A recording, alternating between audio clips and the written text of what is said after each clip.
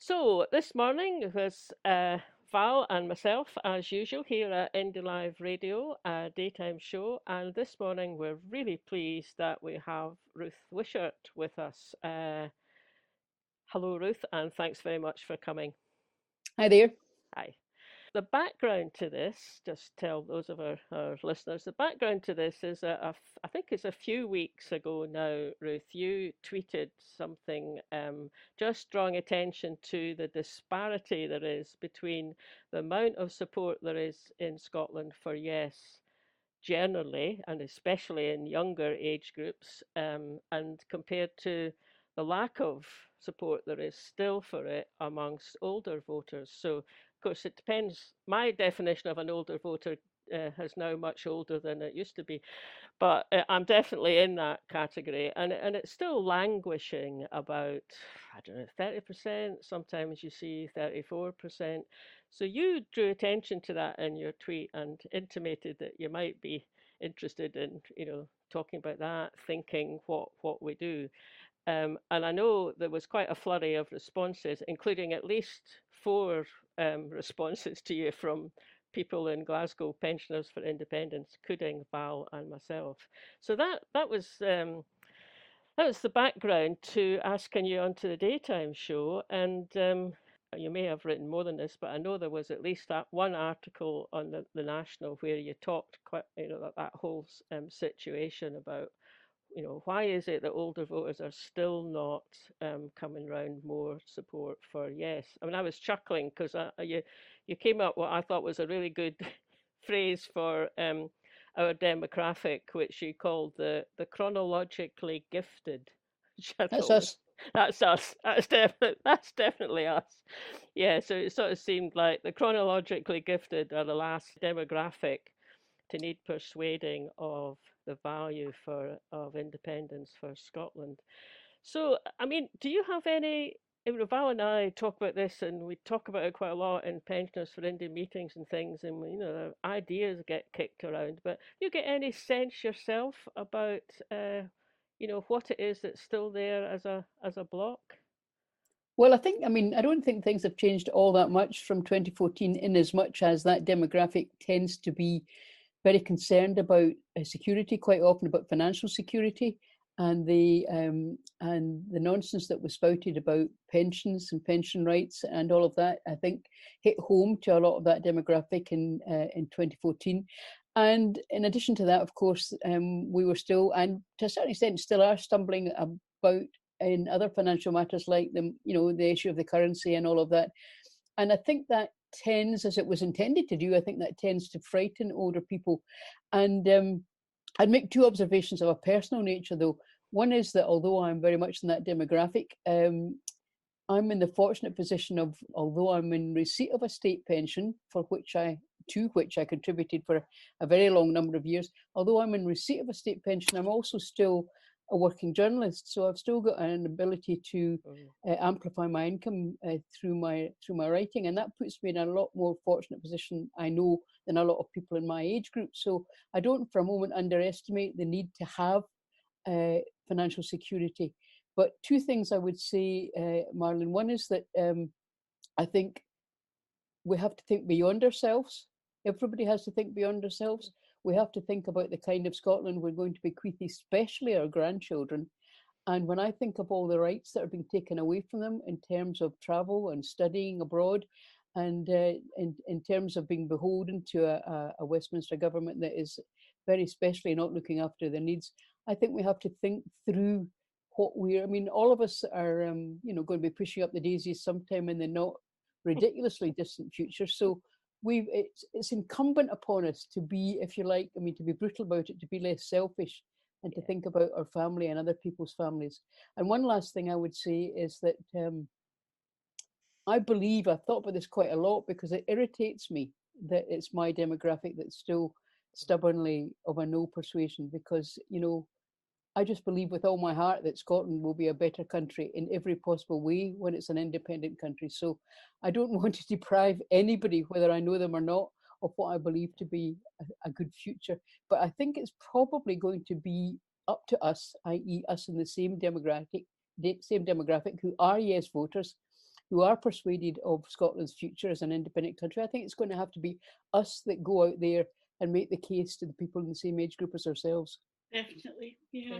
It's quite ironic, really, isn't it, that the people who are most likely to vote for independence, the younger folk, are statistically the less likely to go to the polling station and vote, whereas the older age group like ourselves are more certain to vote. And yet, statistically, obviously, it's a fact that older folk are more risk averse and less likely to support independence.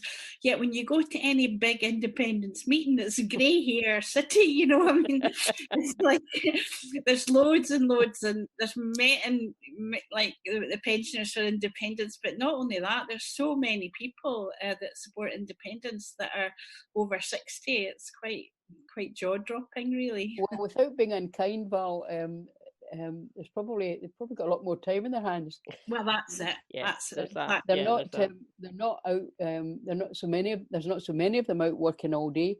There's That's not so many of them students of a mature nature trying to study for exams, and there's not so many of them in the pub working out how many cocktails they can down before they get legless. So Well, I mean, there's all kinds of reasons. There's all kinds of reasons why young people have got full lives, and also. I mean, I was interested in politics from when I was I joined my first young political party when I was 14, but that's quite unusual. Most people only start thinking seriously about politics when it starts to impinge seriously on their life choices and chances, and that quite often is when people get together with somebody else and have a family, and then all of these things like affording rent or mortgage and making sure the children get decent schooling and all of that impinges on you usually at a slightly later age, and maybe that's part of the reason. Yeah. That's very true. But it is a thing, though, isn't it? It's like I'm just thinking what you said just now about maybe our demographic needs to be, a bit more other regarding, less selfish. Because actually we've had it pretty blooming good, you know. If you think back to, we didn't have to worry about going to university because we got grants. And actually, I remember I could live off my grant. It wasn't like you ended up in a lot of debt or had to have a job. I mean, at least the people aren't having to pay for their university fees now. But we did actually, and then jobs. Well, I mean, you could be pretty optimistic about getting a job back way back then. And it's not as if our demographic hasn't been, idealistic. I mean, we were idealistic back then. If we were out demonstrating, we were probably demonstrating against apartheid or the Vietnam War or, capitalism. I think you mentioned that the other day, Ruth, didn't you? You mentioned that, didn't you, in your article? Well, it was just that I was getting a wee bit weary of being lectured about human rights when I'd spent half my life, it seems, getting rid of shoe leather, especially for things like anti-apartheid. And and I was on the March for Women's Rights long before it was fashionable. Yeah. So I remember when I was at university, we organised a picket of the men. I was at Glasgow University here, and I remember we organised a picket of the men's union. As it was in those days, the Glasgow University Union, it was men only, but they used to have strip shows on a Friday every now and again, which was totally beyond belief. So we had this picket, and it was on the TV. And my mum was a bit scandalised. Not only that, but it was only the women that were stripping. Oh, aye. All opportunities. There was no male strippers, no Chippendales in those. One thing, your original tweet, I'm looking at it here, was I've just seen the latest Indy stats. It was back in September. It's nearly a month ago now. It's amazing. Just seen the latest Indy stats confirming yet again that the biggest stumbling blocks are my own demographic. Anyone up for a campaign to help them get from no to yes, happy to help organise. And as Marlene said, a lot of the pensioners for Indy replied.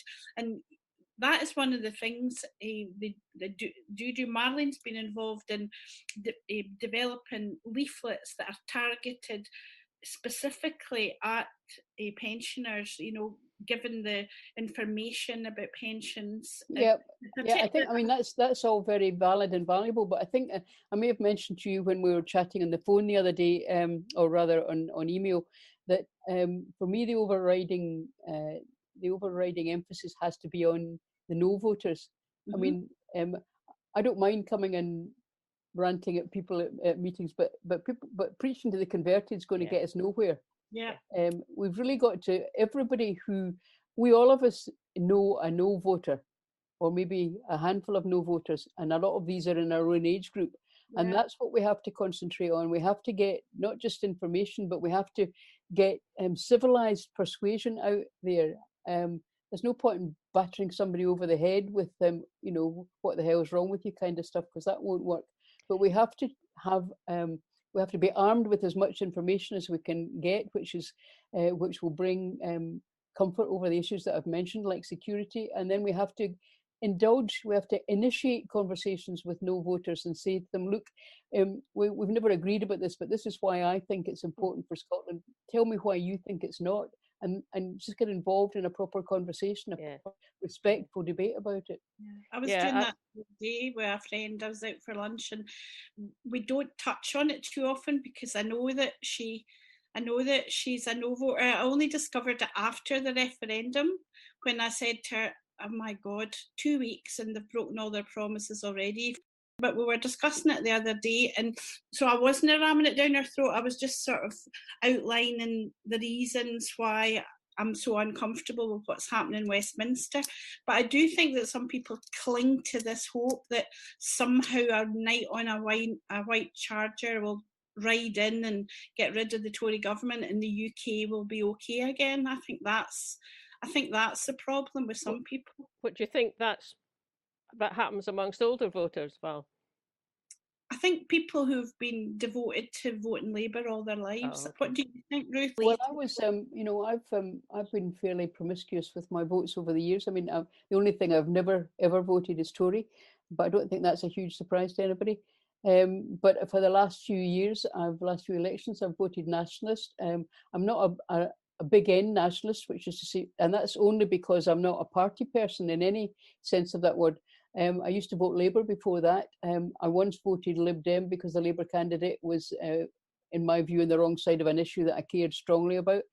But by and large, I've either voted Labour or SNP, and I will continue to do so at the next election. Though I'm still unpersuaded. I'm happy to be persuaded, but I'm still unpersuaded that both votes SNP is the best way to maximise the independence vote. But I mean, I guess the jury's out on that, so I'm thinking quite hard about that. But I just feel that the Westminster issue now is irrelevant. It's not irrelevant in the sense that they're in one sense, because obviously the internal market bill is designed to hobble Holyrood and all of the devolved administrations, and would be a disaster if it gets through for Holyrood, and it would be, as has been said so often before, a power grab. But they're irrelevant in the sense that that you've just flagged up. There's, Keir Starmer's a decent enough bloke, I think, but the Labour Party's got, not just a mountain to climb, but a mountain range to climb. I don't see them coming back into power anytime soon. And I don't think, a lot of my Labour friends, and I still have Labour friends, a lot of my Labour friends will say, but what about solidarity? What about the poor in Liverpool? What about the people who are disenfranchised in London? What about the racism? And it's not as if as far as I'm concerned, that I've forgotten about any of these things. I just think that, to use an old Glasgow phrase, the game's a bogey as far as all of that's concerned. I think we just have to. I think I said in that column you flagged up that there's no point in strapping yourself to the bow of the Titanic if it's a handy lifeboat, and that's really where I am with that now. It's not that I've stopped caring about my friends and neighbours and relations in other countries in the UK. It's just that we have got a solution in front of us, and I think we have to take it. Yeah. I think that's right. Actually, I mean, I have friends down in living down in England. Not Scots living in England, but English people live in England, and Labour voters, and they can get quite, well, not maybe angry, but they do have a go at me for as if I've abandoned the ship. And I kind of go, well, yeah, because the ship's about to, ground Sink. itself or sink or whatever. But it's seen as a kind of lack of loyalty somewhere because they kind of know in the past I've mostly voted Labour. I mean, not now. I mean, I did vote Lib Dem actually, but that was because we had Lloyd Jenkins as our MP for a while. So you're a hill head shield then. That's right, yeah. So look, going back to how we do this, because you're right, talking to people who've already decided or support yes, is it's not a waste. It's not a waste because we do need to be well informed. And I think Pensioners for Indy group. I mean, there's about I think it's 8-9 groups around Scotland, and I think if someone out there who's maybe been a no voter or they're a bit swithering, can't make their mind up, if they get curious and they start to look or where to get information, then actually I think they will find Pensioners for Indy because we're pretty active all over the place. I mean, social media and websites as well.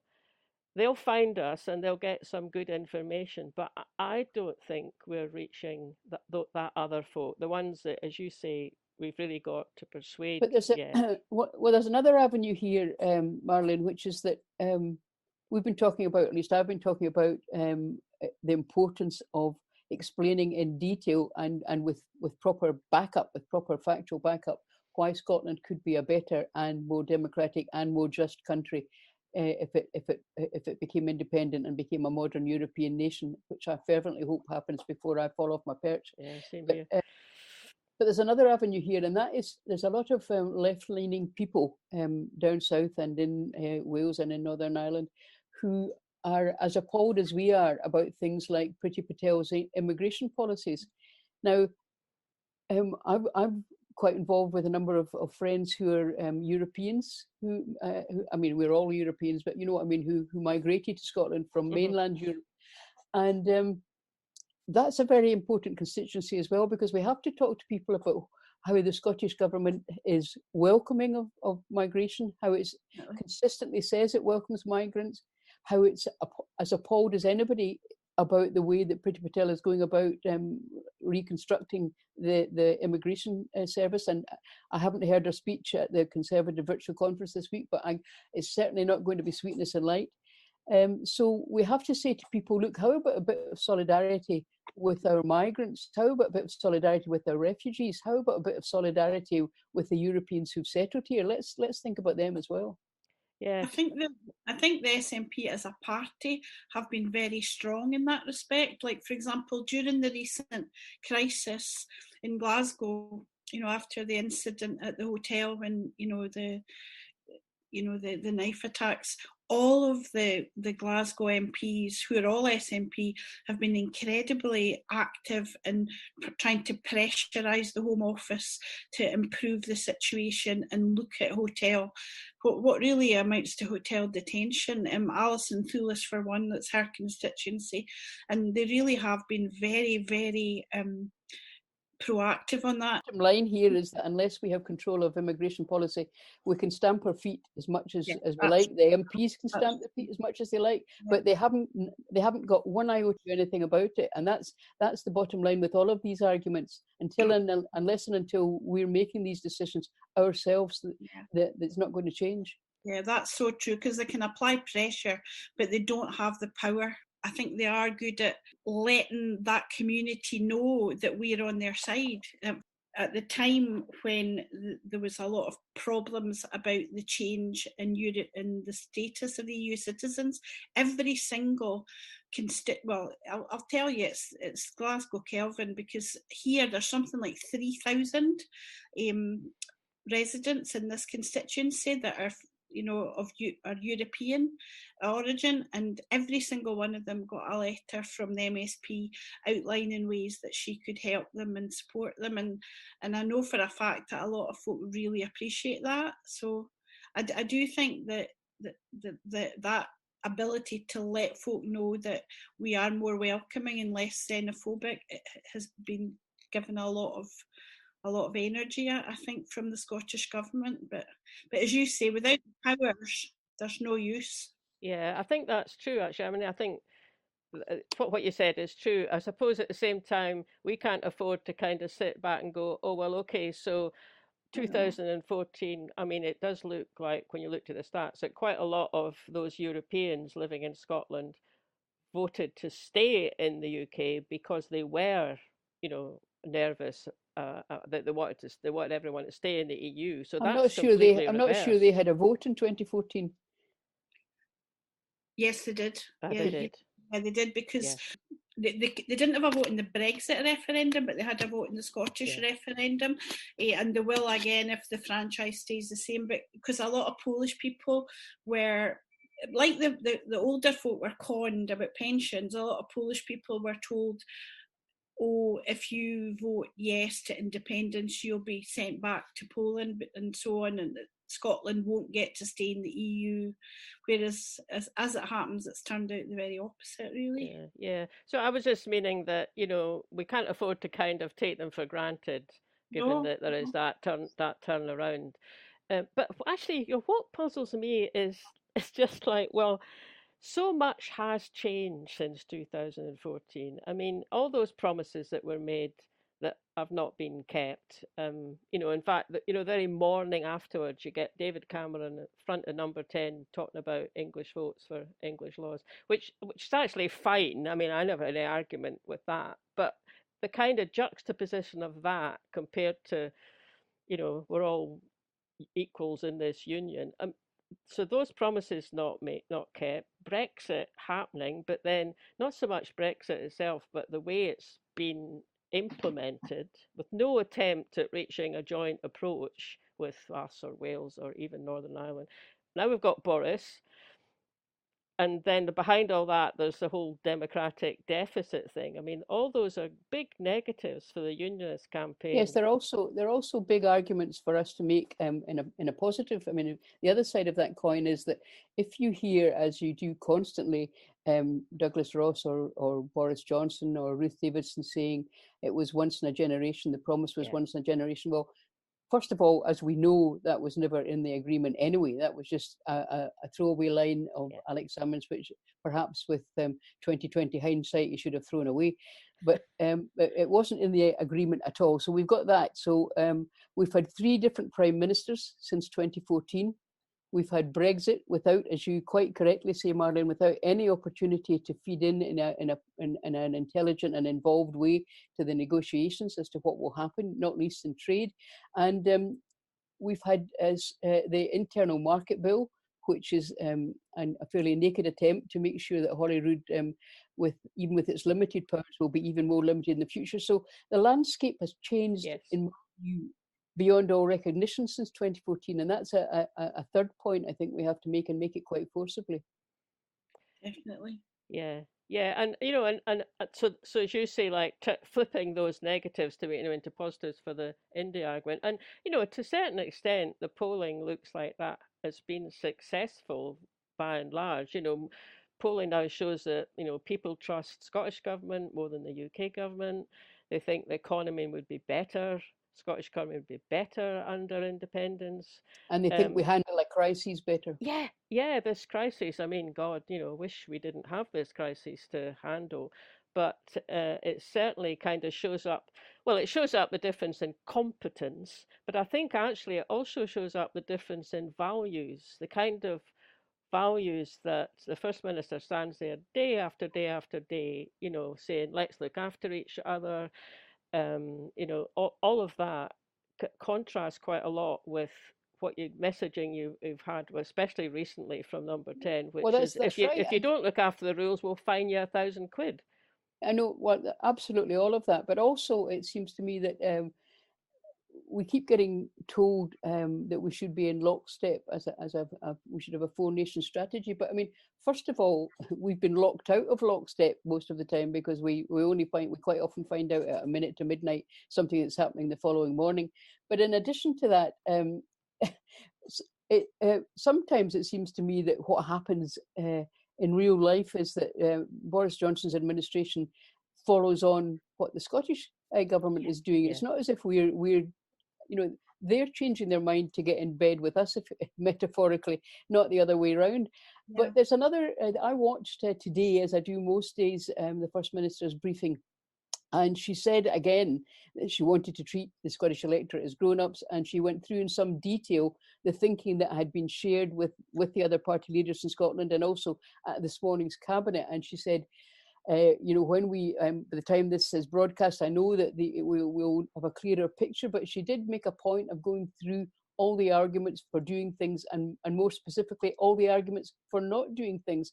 And I think that gives people a sense of confidence that we're not just being sent tablets of stone from Holyrood. We're actually being involved, albeit at a distance from the decision-making process.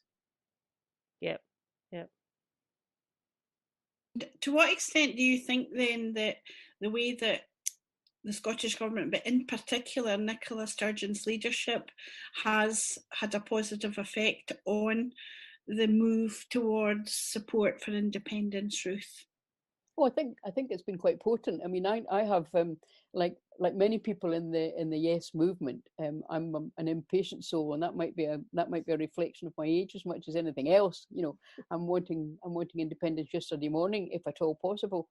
But being more dispassionate, I think Nicola Sturgeon is the kind of, different kinds of crises and different times, political times, require different qualities in leadership. I mean, I think Alex Salmond did brilliantly to get us to the 2014 referendum, and I think he was somebody who was able to lead from the front in that kind of. I'm trying to think of the right word here without. Ebullient. It's not a million miles away from what I nearly said, but he did very well in getting us in that ebullient fashion phase to that, and I think that was very, very important and very necessary. Then we've now got a very serious situation with the pandemic, as we all know, and we need somebody who has a different set of qualities, and I think Nicola Sturgeon in many ways embodies these qualities of perhaps more caution sometimes than I'd like, but nevertheless, we need caution, we need balanced judgment, and we need not to rush over the cliff until we find out what's on the beach. So true. Yeah. So just going back to what you said earlier about, we need to have conversations. Basically, we need to have conversations with people who are not yet persuaded. One of the things that I've wondered about was trying to set up intergenerational conversations. I mean, when I say set up, I mean have two people talking to each other, but actually record what they're saying. Because it struck me at one point that lots of the benefits that an Indy Scotland will bring to younger generations will also have an effect and a beneficial effect on older voters. It's not like it's either or. No, absolutely. So could you think of? Do we get any other ideas about how to have those conversations? Don't lose touch with that idea, because I think that's a great idea. And if we follow on from your idea, what might be an idea is if you were to initiate a process where all the people who were signed up members of various groups, Senior Citizens for Indy, Pensioners for Indy, any other group that embraces our age group, and get them all to write a letter to their grandchildren that they can then put, not only, I mean, it's a letter to their grandchildren, which their grandchildren will see, but they can also put that in the local paper and send letters to the national papers and put it online, especially put it online, put it on Twitter, put it on Facebook. Dear Andrew, this is what I'd like you to know about Tomorrow Scotland, Dear Rena, this is what I'd like you to know about Tomorrow Scotland. And if everybody does that in an honest kind of way, who's already a convinced Yes supporter in our age group and does it to their grandchildren, then I think that's quite a useful way of getting the word around. Yeah. It could work the other way as well, couldn't it? The grandkids? Yes, I think it could. And actually that's probably an even better idea. Dear Grandma, you're not getting the hang of this at all. Dear Grandpa, Dear Grandpa, what the hell are you thinking? Great Grandma, come out of that Zoom meeting and listen to me. Get out of the closet, Granny. It's time to go. I do notice a shift, though, a real shift, and I don't think it's just anecdotal. In speaking to people, you know, like I've got friends who I avoid. In the past, I have avoided discussing politics too much with them, or if I do, they don't last long. I don't last long before they say, "Get off your soapbox." So that's obviously a wee tip that I'm not listening. I'm talking too much, but they know that I'm really keen on independence, so we do tend to avoid it. But I think it's worth just putting in the occasional little open-ended question and just trying to listen to. I've lost patience with the occasional and little and all of that. I want to. Let's just go for it. But that idea of Marlene's, that's something we're pursuing with some of the Young Scots for Independence, although yes, I think it hasn't quite come about. I do think, though, that one of the things that's held us back from contacting and being in touch with others is the pandemic. Do you know that has been a real well, I mean, we're recording this conversation on Zoom. Yeah. Before the pandemic, I was in a book club which morphed into a wine club, with a wee interlude of a quiz club as well. I mean, we're all of us, you know, 6 or 7 months on, we're all of us reasonably conversant now with communicating digitally and virtually. It's not ideal, and it's absolutely no substitute for sitting down and having a proper blether, but it's what we've got at the moment, and we've got to use whatever tools we have. And in terms of Marlene's intergenerational forums, I think it's the way to go anyway, because, you know, that's how most young people communicate anyway. So it's not as if it's some strange new substitute as far as they're concerned. It's just a natural way of communication. Yeah. I think often, I think there is that danger that you identified, and we're all very conscious of trying to break out from, is like talking to ourselves, you know, being in Zooms with other yes groups or other independent supporters. And the best way is through other avenues. And I'm thinking, you mentioned book clubs, you know, also things like book festivals. I know that's somewhere where I've seen you many times at things like I Write. I've very much enjoyed your interview in there. And a lot of the book festivals have moved online, and that's somewhere where they're all online this year. Yeah, including my own Wigton one. Yeah, the Wigton one, I've been at a few. I actually was at one of the last real life ones I was at a while back, was yourself interviewing John Bercow, the former speaker. Yes, I think that was the last of the Mohicans before before the roof fell in. The Mitchell Theatre. So in fact, I asked a question at that. I think you were ready to cut me off because I was going on a bit long, just like the now. I asked him a question. No comment. I always leave it too late when I'm asking questions, but I thought, right, I'm going to put my hand up straight away. And I got the first question, and it was about the way our representatives are treated in Westminster, and the sort of lack of respect and courtesy.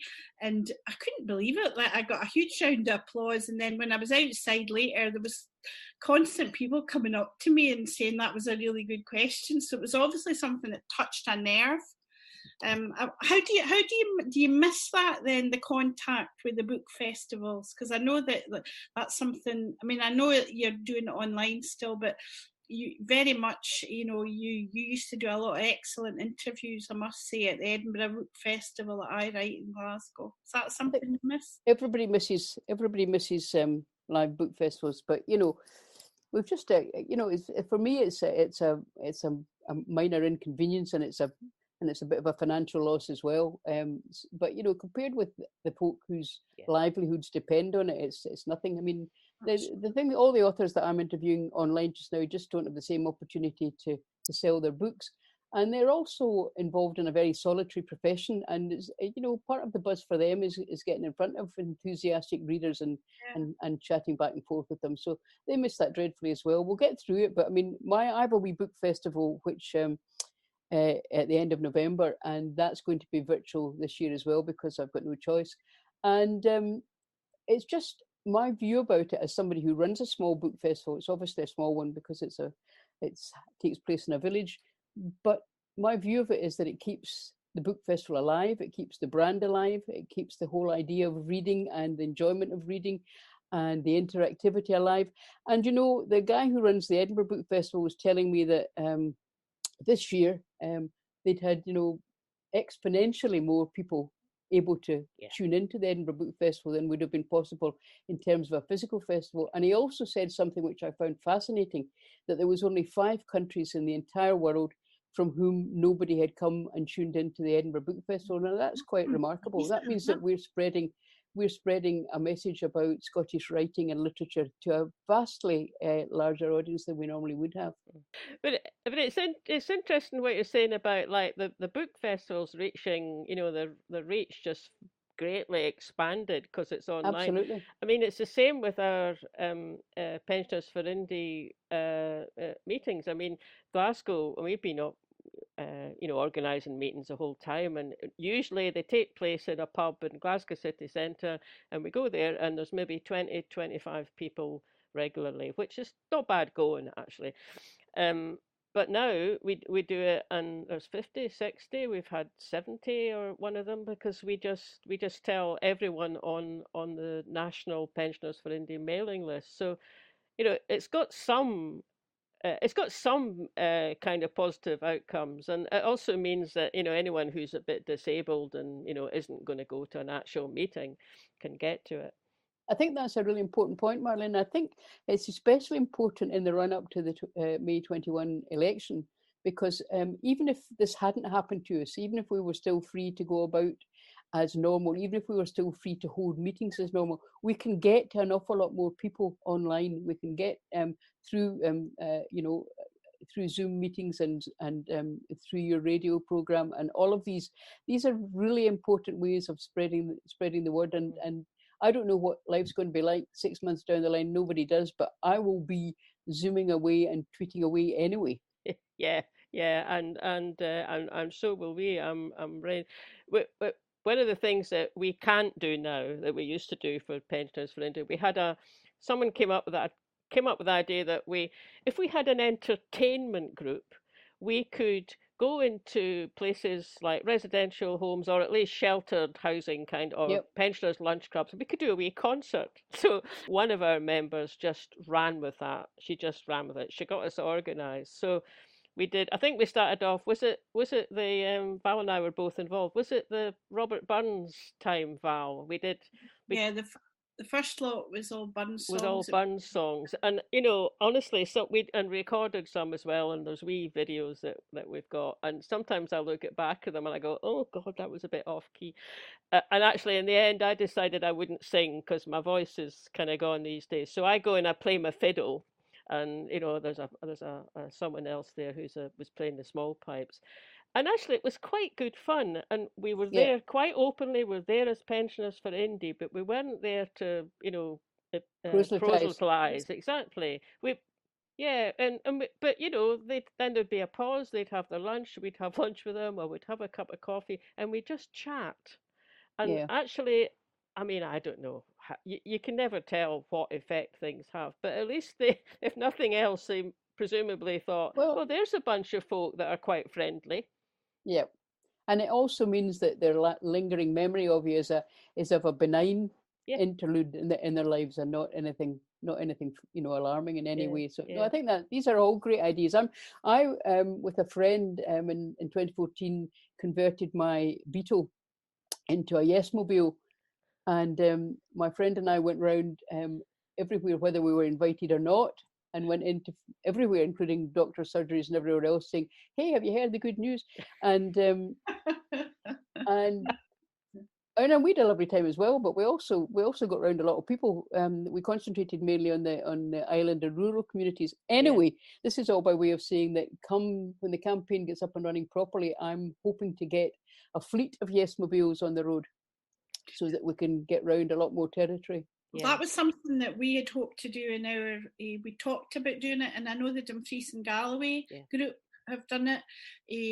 We're also members of Yes Glasgow Northwest, and one of the things we wanted to do was raise money and have like a mobile hub, you know. So some Yes groups have like a shop or a premises, but in the city, that's far too expensive, can't afford to rent a also got a very limited footfall. Yeah, exactly. Yeah. So the idea was to get a van and then cover it over with all, the posters that give you the colourful details, very short, sharp information about Scotland's wealth and so on, and have that on the outside. So if you've got it parked somewhere, even if somebody doesn't come inside it, which they wouldn't do nowadays anyway, but you can drive about from event to event and have, people can see that information, plus people there giving out leaflets or chatting to folk, and that's something that we're still hoping to do once things loosen off a bit. And, tell us about your plan for the fleet of Yes Mobiles. So tell us about that, Ruth. It's just that I want to get. I've been doing this with a pal of mine who now lives in Shetland, and she and I will be doing it again. But I'm hoping to persuade some other people who are from other parts of the country who are convinced Yes supporters to do the same as we're doing. But what I'd like to do this time is, because we had a designated route, which obviously didn't take in lots of bits of Scotland. So my idea is that if we have Yes Mobiles with very specific routes going into other, and then I thought with the aid of people from maybe from the SNP, but certainly from other groupings, I'd like to get an indication from them where there were places like pensioners clubs, lunch clubs, women's guilds, bowling clubs, whatever, anywhere where there is gatherings of people, and then we could have a more coherent plan of where we would go in and speak. And so that everybody, if you did that for the sake of argument with 15 different routes, we could cover a lot of Scotland, and we could cover a lot of groups. Yeah. So what did you actually do with your card? Would it have posters on it? Or? Well, it had the world's biggest Yes sign on its bonnet. And then we had we got from the Yes campaign, my friend and I, we got all kinds of stuff, pens, Yes pens, and just all the paraphernalia. And we both had Yes bags, and we had both had our wardrobe for the journey was a half a dozen Yes T-shirts and different. So we went round and we handed these out. We chatted to people, and we asked them how they were planning to vote. And if they said they were planning to vote no, we asked them why they were planning to vote no. Just the usual kind of thing. Yeah. And we tried very hard to give everything a very positive spin, and we didn't have to try very hard because we both felt very positively about independence. And it was just, and I won't pretend that it was all work and no play. We had a lot of nice meals and a lot of nice pubs along the way, but and I don't know how many people we persuaded from no to yes, but it was. I don't regret the effort, and I'm certainly looking forward to doing it again. Yeah, I think that's that kind of thing.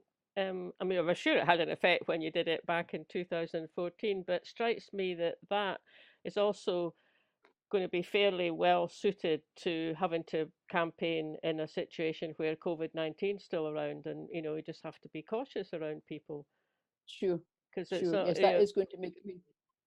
That's going to inform actually everything we do. I have to say, when the go button's finally pressed on a serious campaign, I think we're going to have to be very mindful of that. However, that doesn't stop us doing lots of things now, because time is short and the cause is big, and there's an awful lot of people out there that we've got to get to. Yeah, good. That's maybe quite a good note to end on, I think. We're nice really grateful for you coming on and having a chat to us, even if we have gone off piste a bit. But I think it qualifies more than as a blether, but that's all right. Yeah, that's okay. In fact, we might even promote it as that. Blethers. Yeah, blethering. Okay, nice to see you both. Yeah, thank you. So much. Okay. Thank you. Bye now. Bye. All the tangents.